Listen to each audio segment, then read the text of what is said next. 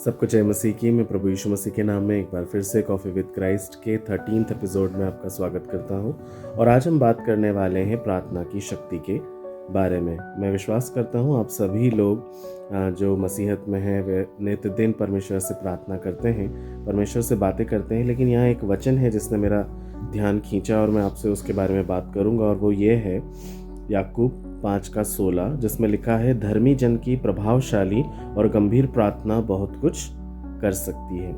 यहाँ पर मैं आपको एक बात बताना चाहता हूँ कि यहाँ पर बाइबल जो है धर्मी जन किसको रेफर कर रही है। और धर्मी जन, हमारे विश्वास के अनुसार धर्मी जन केवल वही हैं जो परमेश्वर पर विश्वास रखते हैं, है ना, क्योंकि विश्वास ही के द्वारा हम धर्मी गिने गए हैं। तो जो भी हम परमेश्वर पर विश्वास रखते हैं उन्हीं की प्रार्थना प्रभावशाली और गंभीर होती हैं, और वो बहुत कुछ कर सकने की सामर्थ्य को प्रकट भी करती है। यानी हमारे जीवन में ऐसा क्या होता है प्रार्थना करने के बाद। देखिए, प्रार्थना कोई शब्द नहीं है कि हम सिर्फ यूं ही बोलें। ये हमारे बीच और परमेश्वर के बीच में एक गहरा संवाद होता है जब हम बातचीत करते हैं। ये वो बात है, जब हम प्रार्थना करते हैं तो हमारी जो सीमित जो सामर्थ है वो परमेश्वर की असीमित सामर्थ से जाकर के मिल जाती है। प्रार्थना परिस्थितियों को नहीं बदलती है, बल्कि वह हमारे विश्वास को बदलती है। धीरे धीरे हम जब प्रार्थना में और बढ़ते जाते हैं, हमारा विश्वास भी और परमेश्वर पर और उनकी सामर्थ पर अडिग हो जाता है। कभी कभी हमको लगता है ऐसा कि परमेश्वर हमारी प्रार्थना नहीं सुन रहे हैं, लेकिन परमेश्वर हमेशा सुनते हैं। वो अपने समय से अपनी विधि के अनुसार हमारी प्रार्थनाओं का उत्तर देते हैं। कई बार हमें ऐसा भी लगता है कि हमने ये मांगा था लेकिन हमें ये तो मिला ही नहीं।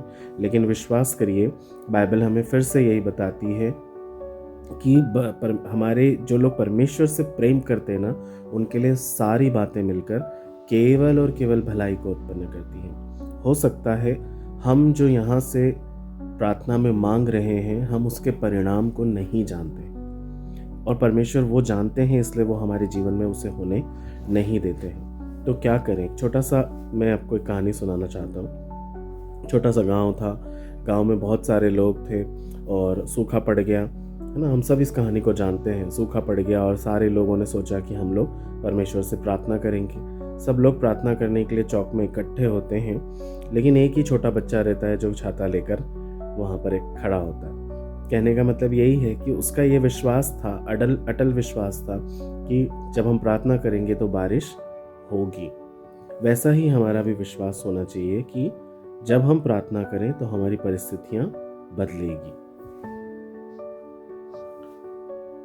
इसके अलावा 3 बातें हमको चिंतन करने के लिए बहुत ज़रूरी है। क्या है ये बात? हमेशा ध्यान रखें कि कोई भी काम करने से पहले यीशु मसीह का एग्जाम्पल ज़रूर फॉलो करें। वो क्या करते थे? वो हर काम को करने से पहले प्रार्थना किया करते थे ना। लूका 6:12 में ये वर्णित है कि वह पहाड़ों पर गया और पूरी रात उसने प्रार्थना में बिताई।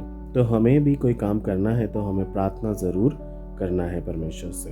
दूसरा, उसने अपने चेलों को भी सिखाया। मत्ती 26:41 में उसने कहा है कि प्रार्थना करो ताकि तुम परीक्षा में ना पड़ो। किसी भी तरह की परीक्षा जब आती है तो हमें प्रार्थना करना है कि परमेश्वर उस परीक्षा से हमें निकाल ले। परीक्षाएं तो आएंगी, पर परमेश्वर पर हमें भरोसा रखना है कि वो उन परीक्षाओं से भी हमें बाहर निकाल लेंगे, और निश्चय वो बाहर हमें निकाल लेते हैं, है ना। बाइबल में हमें वचन मिलता है बहुत अच्छा सा कि सकेती के समय में अति सहजता से मिल जाने वाला वो परमेश्वर है। तो हम कभी भी परीक्षाओं में पड़े तो हम उसे पुकारें, वो निश्चय हमारे लिए द्वारों को खोलेंगे। फिर प्रार्थना हमारे जीवन में परमेश्वर की इच्छा को प्रकट करती है, और उसकी योजना के अनुसार वो हमारे मन को भी ढाल देती है। तो इसीलिए जब हमारी प्रार्थना उसकी योजना से मिल जाती है ना, वननेस में जब हम आ जाते हैं, तो हमारे लिए सारे काम आसान हो जाते हैं। कुछ बातें हैं जो हमें ज़रूर सोचनी है आज। पहली ये, क्या वाकई में मैं प्रतिदिन परमेश्वर से प्रार्थना करता हूँ? दूसरी बात, क्या मेरी प्रार्थना केवल मांगने तक ही सीमित है या धन्यवाद या आराधना से भी भरी हुई है? और तीसरी और सबसे इम्पोर्टेंट बात, क्या मैं विश्वास करता हूँ कि परमेश्वर मेरी प्रार्थना सुनते हैं, भले ही परिणाम आज या कल ना मुझे मिले? इन बातों के बारे में गंभीरता से सोचें। और एक बात जो आज आपको याद रखने की है वो ये है, प्रार्थना परमेश्वर को नहीं बदलती है, वो हमें बदलती है ताकि हम उसके समान बन जाएं। ठीक है। मैं चाहता हूँ कि इस बात से आप अपने आप को वाकिफ़ रखें और प्रार्थना निरंतर करते रहें। आइए हम छोटी सी दुआ करेंगे। प्यारे खुदावंद, हम परमेश्वर प्रभु यीशु मसीह के नाम से आपके अति पवित्र चरणों में आज इस भोर के समय आते हैं। कॉफ़ी विद क्राइस्ट के इस एपिसोड के माध्यम से परमेश्वर, मैं उन सभी लोगों को आपके हाथों में सौंपता हूँ जो आप पर विश्वास करते हैं, जो प्रतिदिन आपसे प्रार्थना के द्वारा संवाद करते हैं, बातचीत करते हैं। प्रभु, आप उनके हृदयों को, मनों को जांचने वाले परमेश्वर हैं। उनके जीवन में अद्भुत कामों को आप करें, उन्हें आशीषित करें, अपनी महिमा से भरें, गौरवान्वित करें परमेश्वर पिता। और जो कुछ वे प्रार्थना में मांगते हैं खुदावंद, होने दीजिए कि वो आपकी डिवाइन इच्छा से मेल खाने पाए और उनके लिए अद्भुत रास्ते खुलने पाए। प्यारे पिता, स्वर्गीय झरोकों को, उच्चतम भंडारों को आप उनके लिए खोलिएगा और जो भी आप चाहते हैं प्रभु जी, आशीष की वर्षा के रूप में आप उनके ऊपर कीजिएगा। बुद्धि से, ज्ञान से, समझ से, अक्ल से, बल से आप उन्हें परिपूर्ण करने जा रहे हैं।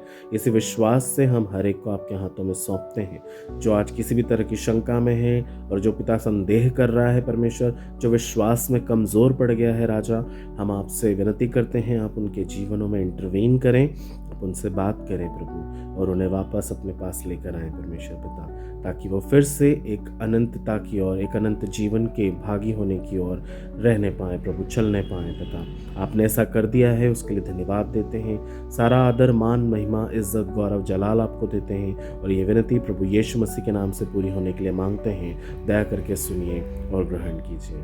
आमीन। मैं विश्वास करता हूँ इस प्रार्थना के द्वारा परमेश्वर आपके जीवन में अद्भुत काम करेंगे। यूं ही निरंतर प्रार्थना में बने रहें, मेरे साथ बने रहें। प्रतिदिन हम परमेश्वर से बातचीत करेंगे और नई नई बातों को सीखेंगे। यीशु मसीह आपको आशीष दे। सबको जय मसीह की।